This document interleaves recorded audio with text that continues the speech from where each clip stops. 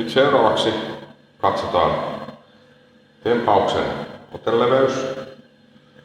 Mitenkä sä itse voit tarkistaa sen, että sä teet oikealla leveydellä sitä tempausta. Tai sanotaan nyt, että sellaista absoluuttista oikeaa leveyttä ei ole, mutta hyvä lähtökohta. Että siinä pientä säätöä voi matkan varrella sitten tulla. Varsinkin kun sitä painoa tulee tankoissa, käyttäytyy vähän eri lailla sitten kuin tämä keppi. Mutta painoillakin sitten se sama idea pätee. Ja se lähtökohta on se, mitä mä tulen nyt kertomaan tässä. Eli yksi tapa ottaa ensin suurin piirtein kohdallaan oleva tempausote on sillä lailla, että pannaan käsi suoraan ylös ja toinen käsi vaakaan sivuun. Ja sitten lasketaan sitä. Nyt sitten voidaan tarkistaa, että onko se lähelläkään oikein. Kun teillä on tuosta aiemmasta harjoituksesta opitte sen, että kun vedetään ne hartiat taakse ja alas, otetaan se asento, eli hartiat taakse ja alas. Ja nyt kun se tanko on tossa, tai keppi, niin meillä on hartiat takana ja alhaalla, niin meidän pitää pystyä tästä kumartumaan niin, että tämä keppi ei ensinnäkään yritä laskea tonne reisiä pitkin. Ja se, että silloin kun se on täällä taitekohdassa, niin kädet pitäisi olla suorassa. Hartiat takana, alhaalla. Ja kun kumarrutaan, se pitää pysyä tuossa lantion taitekohdassa. Eli se on about tuosta pikkusen tuon häpyluun yläpuolella. Täällä missä lantion ja jalkojen nivelalue on.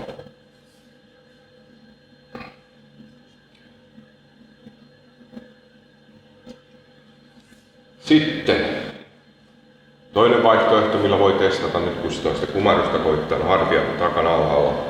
Tuntuu, että se on tossa. Toinen on se, että nostellaan niitä polvia. Jos sitä tanko haluaa oikein lujaa nousta täältä ylös tai liukua tonne jalkoja pitkin, niin silloin on liian kapea ote. Pitää ottaa vähän leveämmin. Eli sen pitää olla, ja tämä on sitten sellainen, mitä pitää tarkistaa koko ajan alussa. Koska ihan 100% varmasti se joko menee liian leveäksi, mutta yleensä paljon kapeampi, kun näitä on harjoiteltu. Mä muistutan niitä sitten jokaisessa harjoituksessa se, miten se otetaan se oikea oteleveys. Että se voi ehkä jopa kyllästyttää näissä videoissa se oteleveyden kertominen, mutta se on hyvin tärkeä oppimisen kannalta, että te teette vain sillä optimaalisella oteleveydellä näitä harjoituksia. Muuten teillä liikeradat ja kaikki muodostuu erilaiseksi. Koska se tanko lähtee eri korkeudelta silloin, kun on se kapea ote. Joten otetaan sellainen oteleveys, mikä tulee tuohon lantion taitekohtaan. Ja mä muistutan tästä joka videossa. Samoin kuin noista hartioista ja lapojen jännityksestä. Joten sitä toistoa tulee olemaan sitten paljon niissä videoissa. Toivottavasti että kestätte sitä.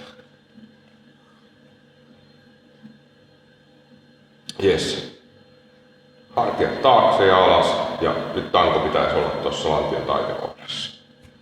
Ja sekin riittää, että tätä tankoa vain pitää tässä, keppiä pitää tässä, niin te opitte sen asennon, missä ne kädet pitäisi olla. Niin esimerkiksi minä, jos mä otan tästä lennosta oteleveyden, niin mulla on jo lihasmuistis niin, että se tulee se oikea oteleveys, vaikka ei tässä ole mitään merkkejä tässä kepissä.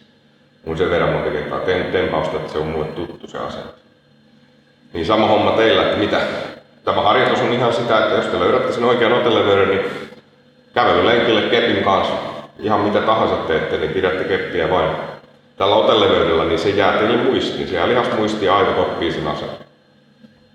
Ja nyt tässä tapauksessa mä selitän tässä ja sä mahdollisesti pidät sitä keppiä tällä hetkellä tässä lantion kohdassa ja tutkiskelet, että se on siinä oikeassa kohtaa. Niin se on sen idea, miten nyt aivot oppii asioita. Eli mitä enemmän sitä pidetään sitä kepistä kautta tangosta oikealla oteleveydellä. Ja nyt kun kevät on tulossa tällä hetkellä, niin kepin löytää helposti haravan varresta, mopin varsi, mikä tahansa käy. Ja sellainen mettästä löydetty karakkakin sopii. Se toki tässä kohtaa, että jos haluaa sen oikean oteleveyden katsoa, niin se pitäisi olla suht suora, ettei hirveän käydä, mutta Hätätapauksessa laitetaan kierrykkään. Jes. Pidetään sitä siinä. Tunnustellaan sitä oteleveyttä. Tässä ei oikeastaan muuta harjoiteltavaa ole nyt, muuta kuin että sitä pidetään tällä oteleveydellä tätä keppiä tässä. Ja tosiaan se pitää olla sen lantiotaitekohdassa.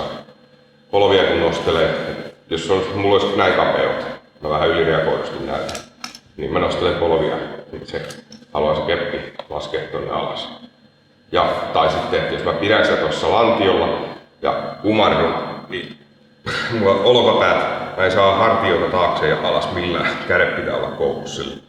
Niin silloin on liian kapeut. Eli otetaan se sopiva ote, missä se keppi pysyy tossa.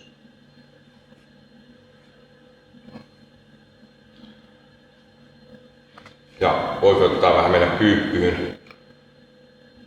Se pitäisi pysyä siinä ilman. Kyynärpäät ei saisi nousta mennä koukkuun, vaan kädet on ihan suorana. Ja hartiat on takana alhaalla. Hyvä. Siinä on tämä harjoitus.